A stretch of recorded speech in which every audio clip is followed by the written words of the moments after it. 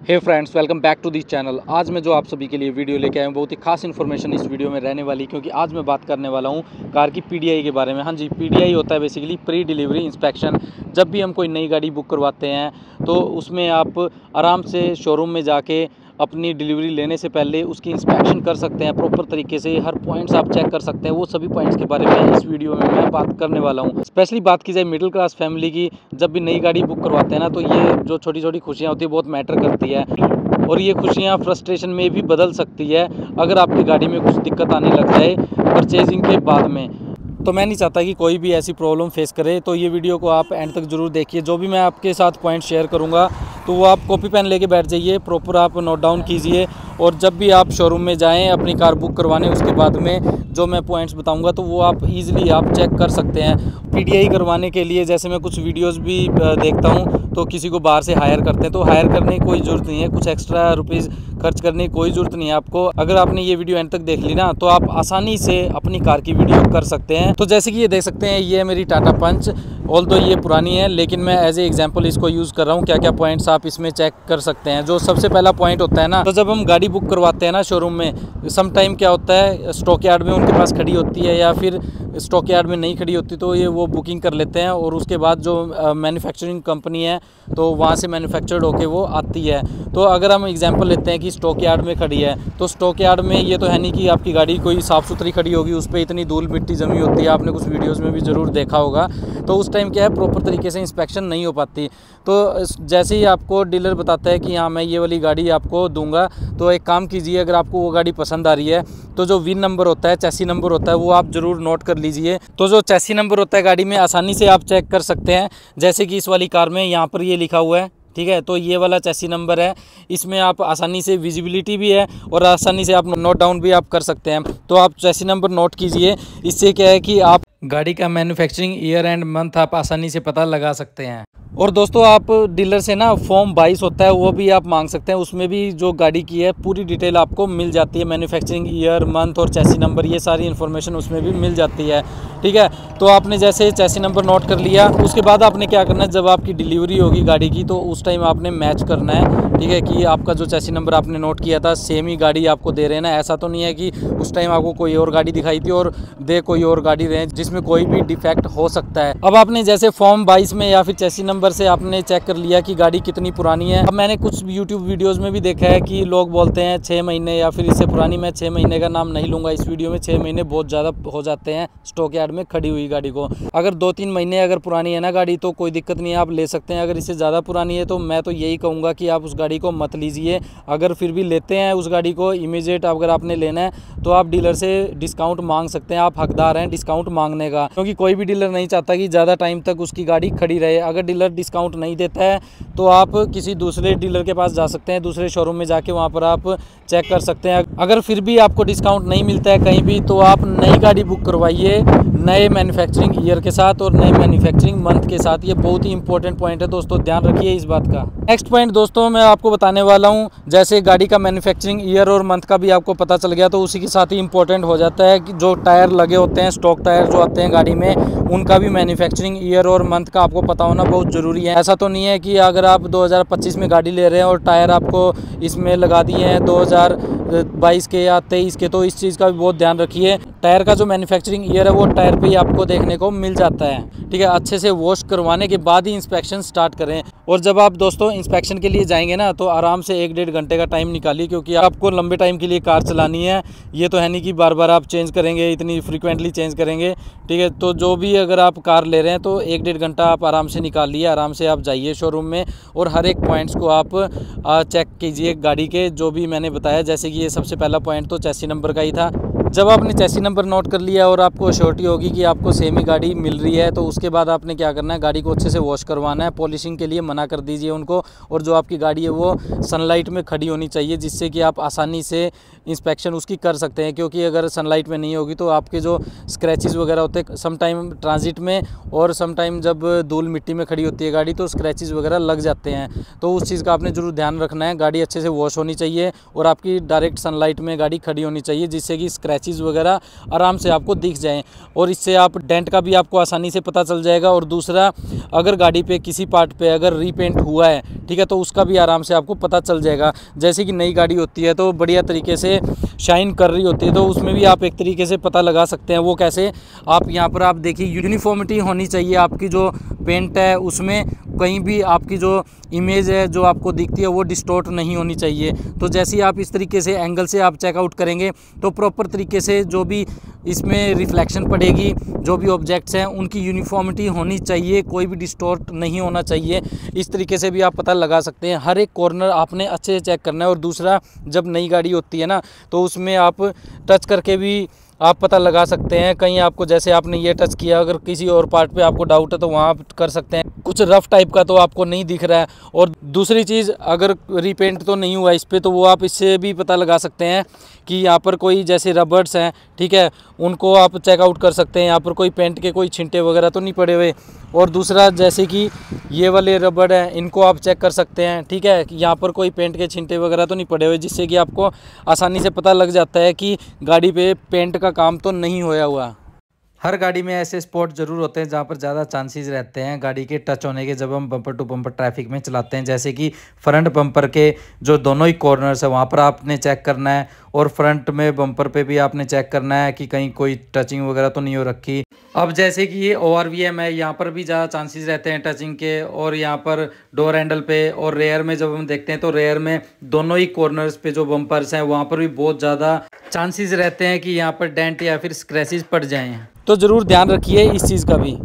अब बात कर लेते हैं गाड़ी के दिल के बारे में, क्योंकि जो ये इंजन वाला कंपार्टमेंट होता है ना, ये गाड़ी का दिल होता है। अगर इसमें कुछ दिक्कत आ जाए ना तो आपको लंबे टाइम तक दिक्कत ही देने वाला है, और बहुत महंगे पार्ट भी होते हैं इसके। तो इसमें मैं आपको बताता हूँ, जैसे ही कंपनी की तरफ से जब PDI होती है ना, तो कंपनी वाले क्या करते हैं, हर एक पार्ट पर ये कलर की मार्किंग कर देते हैं। जैसे आप यहाँ पर देख सकते हैं, यहाँ पर देखिए, ये नट पे जो भी नट बोल्ट हैं, जो भी इस टाइप के जब PDI करते हैं ना तो हर जगह आपको मार्किंग देखने को मिल जाती है।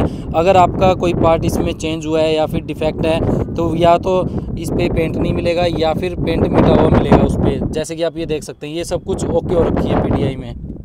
यहाँ पर ये देखो सब कुछ, ये बैटरी है, बैटरी पे भी टिक मार्क लगा हुआ है, यहाँ पर देखो कलर किया हुआ है। तो इट मीन PDI में बिल्कुल पास हो चुकी है, ये PDI की है कंपनी ने। और इसमें कोई भी ऐसा पार्ट मेरे को दिख नहीं रहा कुछ ऐसा कोई ख़ास जिसमें कि पेंट नहीं है या फिर ऐसा पार्ट जो चेंज हो सकता है, तो ऐसा कोई इसमें मुझे ऐसा दिखा नहीं है। दूसरा, आपने क्या करना है, यहाँ पर आपने चेक करना है जो ये फिटिंग्स हैं ये प्रॉपर तरीके से होनी चाहिए, इसमें कोई भी लूज नहीं होना चाहिए पार्ट। और कोई भी ऐसा अगर लगता है कि डिफेक्टिव पार्ट है, अपना जो क्वेश्चन है वो रेज कर सकते हैं डीलर को। साथ ही अगर गाड़ी लंबे टाइम तक खड़ी रहती है ना तो आप ये भी चेकआउट कर सकते हैं कहीं रस्टिंग वगैरह तो नहीं हो रखी गाड़ी में। कि एक्सटीरियर में कुछ ऐसी एसेसरीज भी होती है जो कंपनी फिटेड होती है। ऐसी मैं बात करूँ, ये मैंने आफ्टर मार्केट लगवाई हुई है, बट आपको रूफ रेल वगैरह ये कंपनी फिटेड मिल जाती है। यहाँ पर देखो थोड़ी सी ये उखड़ी हुई है, तो इस टाइप का आपने ज़रूर चेक करना है कि जो कंपनी फिटेड है ना कहीं से उखड़ी हुई ना हो, तो ये ज़रूर ध्यान रखना आप। और जैसे कि ये शार्पिन एंटीना है, ये भी मैंने बाहर से लगवाया है, बट कंपनी फिटेड जो होता है वो भी आपने अच्छे से चेक करना है, कहीं कोई ये भी जो इसकी टेपिंग है वो उखड़ी हुई ना हो। उसके बाद दोस्तों जो आपने चेक करना है, जैसे कि काफ़ी गाड़ियों में आपने देखा होगा क्रोम का यूज़ किया होता है, ठीक है, जैसे कि इसमें पंच लिखा हुआ है और टाटा की ब्रांडिंग लिखी हुई है, तो ये आपने अच्छे से चेक करना है कहीं ये दोबारा तो नहीं चिपकाया हुआ। हर एक आपने जो ये फ़ॉन्ट्स वगैरह है वो चेक करने हैं, जहाँ पर भी क्रोम का यूज़ हुआ है गाड़ी में तो वो आपने अच्छे से चेक करना है। इसी के साथ ही एक्सटीरियर में बात की जाए तो आपने फ्यूल लीड को ओपन करके देखना है, ठीक है, अगर ये प्रेस होके ओपन होती है तो वो भी आपने चेक करना है कि अच्छे से प्रेस हो रही है ना, और क्लोज़ करके भी देखना है कि बंद करने में इसको कोई डिफ़िकल्टी तो नहीं हो रही या फिर ओपन तो नहीं रह रही जब हम इसको बंद करते हैं। अब हम बात कर लेते हैं दोस्तों इसकी हेडलाइट्स के बारे में। जैसे कि टर्न इंडिकेटर है वो आप अच्छे से चेक कीजिए, अच्छे तरीके से ब्लिंक हो रहे हैं या नहीं हो रहे। अगर DRL है इसमें तो DRL भी आप इसमें चेक कर सकते हैं। पार्किंग लाइट भी आप अच्छे से चेक कर सकते हैं। जो हेडलैम्प है वो भी आप चेक कीजिए। फॉग लैंप लगे हुए हैं तो फॉग लैंप भी आप बढ़िया तरीके से चेक कीजिए। दोबारा टर्न ऑन एंड ऑफ करके चेक कीजिए। इंडिकेटर भी 1 बाय 1 लेफ़्ट साइड अच्छे से चेक कीजिए। हैज़ार्ड वाला जो बटन है वो भी आप चेक कीजिए कि अच्छे तरीके से ये ब्लिंक हो रहे हैं या नहीं। अगर कहीं भी कुछ दिक्कत लगती है तो डीलर को आप ज़रूर बता सकते हैं। हैं, क्योंकि आपका ये राइट है। कोई भी डीलर आपको मना नहीं करेगा कार की पीडीआई करने से, तो आप ज़रूर पीडीआई कीजिए हर गाड़ी की। जैसे कि फ्रंट में मैंने दिखाया, इसमें सही तरीके से जो हेडलैम्प्स वगैरह वो काम कर रहे हैं, तो यही चीज़ आपको चेक करनी है। अब हम चेकआउट करते हैं इसके ORVM पे, जैसे कि टर्न इंडिकेटर ORVM पे भी मिलते हैं, तो ये भी आप चेक कीजिए। बढ़िया तरीके से ब्लिंक हो रहे हैं, दोनों साइड में चेक कीजिए। ऐसा ना हो कि एक ब्लिंक हो रहा है और एक नहीं हो रहा है। अब इसकी रेयर जो टेल लाइट है, टेल लैंप को चेक कीजिए। इसमें भी आप यहाँ पे जैसे कि बल्ब अच्छे तरीके से जल रहे हैं और ये भी ब्लिंक हो रहे हैं। पार्किंग लाइट है, वो भी आप अच्छे से चेक कीजिए इसमें, ठीक है। तो इस तरीके से आप जो एक्सटीरियर से जो भी ये हेडलैम्प और टेल लैंप का जो सेटअप है उसको बढ़िया तरीके से आप चेक कर सकते हैं, कहीं कोई दिक्कत तो नहीं है इसमें। एक्सटीरियर के बाद बात करते हैं इसके इंटीरियर में। इंटीरियर में जो सबसे पहले आपने चेक करना है वो चेक करना है जो इसकी पावर विंडोज़ हैं, ठीक है। पावर विंडो या कंट्रोल्स, आप सारी विंडोज़ को चेक कीजिए। जैसे कि इसमें तो फ्रंट की 2 पावर विंडो है, बट जो भी आप गाड़ी लेंगे उसमें अगर रेयर की पावर विंडो भी है तो वो उसमें आप आसानी से चेक कीजिए। सारी पावर विंडोज़ अच्छे तरीके से वर्क करनी चाहिए, कहीं ऐसा ना हो कि किसी भी पावर विंडो में कुछ दिक्कत हो। और जो ऑटो रोल डाउन वाली जो पावर विंडो होती है ना, यूजली आप देखेंगे जो ड्राइवर साइड विंडो होती है वो मिलती है ऑटो अप एंड डाउन, तो वो आप चेक कीजिए अच्छे तरीके से। 1 touch roll up and 1 touch roll down हो रही है या नहीं हो रही है। ऐसा तो नहीं है कि अगर आप रोल अप कर रहे हैं वो रोल डाउन होती है, रोल डाउन करते हैं तो रोल अप होती है। तो ये आप अच्छे से चेक कीजिए इसको भी। और ORVM को भी कंट्रोल करने के लिए बटन्स होते हैं, तो वो भी आप अच्छे से चेक कीजिए कि ORVM में तो कोई दिक्कत नहीं आ रही इसको कंट्रोल करने में, एडजस्ट करने में या फिर फोल्ड करने में।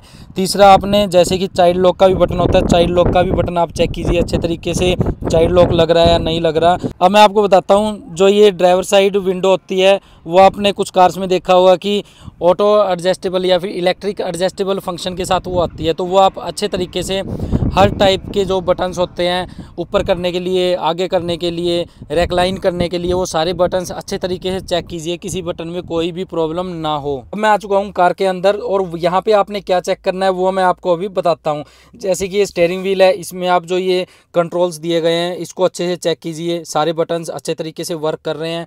जैसे कि अगर आपकी गाड़ी में यहाँ पर भी कंट्रोल दिए गए हैं MID के या फिर क्रूज़ कंट्रोल, उसको भी आप अच्छे से चेक करो, कहीं इसमें तो कोई दिक्कत नहीं है। उसी के साथ ही जो डिस्प्ले होती है वो आप अच्छे से चेक करो, उसमें जो भी फंक्शंस दिए गए हैं, Android auto, Apple CarPlay, Bluetooth और जो उसका टच रिस्पॉन्स है वो अच्छे से चेक करो, कहीं कुछ लैग तो नहीं कर रहा, या फिर जो ऐप उसमें इंस्टॉल की गई है वो कहीं लैग तो नहीं कर रही, अच्छे से आपका फ़ोन कनेक्ट हो रहा है। तो ये सारी चीज़ आप चेक करो। चारों स्पीकर्स, जो भी स्पीकर्स दिए गए हैं, ट्वीटर्स दिए गए हैं, सभी आपने चेक करने हैं अच्छे तरीके से काम कर रहे हैं या नहीं कर रहे। कुछ कार्स में जैसे डिस्प्ले में ये भी फंक्शन होता है कि आगे वाले स्पीकर को अगर आप चलाना चाहते हैं तो वो भी आप सेटिंग में जाके कर सकते हैं, पीछे वाले चलाना चाहते हैं तो वो भी कर सकते हैं, वन साइड के स्पीकर चलाना चाहते हैं या फिर दूसरी साइड का स्पीकर चलाना चाहते हैं तो वो भी आप सेटिंग कर सकते हैं। तो वो आप सेटिंग में जाके ज़रूर चेक कीजिए प्रॉपर तरीके से जो फंक्शन है वो काम कर रहा है या नहीं कर रहा। अगर ऑटो डिमिंग IRVM है उसको आप चेक कर सकते हो, इनसाइड कैबिन लाइट है उसको आप चेक करो। अगर आपकी गाड़ी में सनरूफ है तो सनरूफ के जो कंट्रोल्स होते हैं उनको अच्छे तरीके से चेक करो, बढ़िया तरीके से सनरूफ बंद हो रही है, ओपन हो रही है या नहीं। तो वो आप अगर किसी पॉइंट में कुछ भी अगर आप सेटिस्फाई नहीं हो तो वो आप डीलर को बता सकते हो। उसके बाद दोस्तों आपने चेक करना है जैसे कि रिमोट कीज होती है, किसी कार में 2 रिमोट कीज मिलती है, किसी में 3 कीज मिलती है, ठीक है। जो भी आपको कीज ऑफर की जाती है पहले तो आप ये देखिए सभी आपको कीज मिली है। सेकंड पॉइंट जो आपने चेक करना है वो ये है कि जो भी बटन्स दिए गए हैं कीज पे वो अच्छे तरीके से काम कर रहे हैं, जैसे कि लॉक अनलॉक, बूट ओपन करने वाला बटन, कुछ कार्स में आपको इंजन स्टार्ट करने के लिए भी होल्ड बटन दिया जाता है। तो वो सारे बटन आपने अच्छे तरीके से चेक करने हैं और आप सेटिस्फाई हो जो भी आपने पॉइंट्स चेक किए हैं। उसके बाद आप बोलिए डीलर को कि मैंने टेस्ट ड्राइव भी इसकी लेनी है। समटाइम डीलर मना करते हैं लेकिन समटाइम ये एग्री कर जाते हैं कि आप टेस्ट ड्राइव ले सकते हो व्हीकल का। तो आप एक बार चला के ज़रूर देखिए, अगर कुछ डाउट लगता है उसमें आपको, ठीक है, कहीं स्टीयरिंग में कुछ डाउट है या फिर कोई वाइब्रेशन की कुछ दिक्कत है, इंजन में कुछ साउंड आ रही है, तो आप आसानी से डीलर को बता सकते हो कि इसमें ये प्रॉब्लम है। अगर ईजिली प्रॉब्लम सॉर्ट आउट हो सकती होगी तो उस टाइम सॉर्ट आउट कर देंगे। अगर आपको कुछ मेजर प्रॉब्लम लगती है तो उस गाड़ी को आप मत लीजिए। ये थी दोस्तों आज की वीडियो। उम्मीद करता हूँ आपको ये वीडियो अच्छी लगी होगी। अगर बढ़िया लगी है तो चैनल को यार सब्सक्राइब तो कर लो और शेयर कर लो अपने फैमिली फ्रेंड्स के साथ, ताकि उनको भी ये बढ़िया इन्फॉर्मेशन मिल जाए अगर गाड़ी प्लान कर रहे हैं। अब मिलते हैं नेक्स्ट वीडियो में। Till then good bye.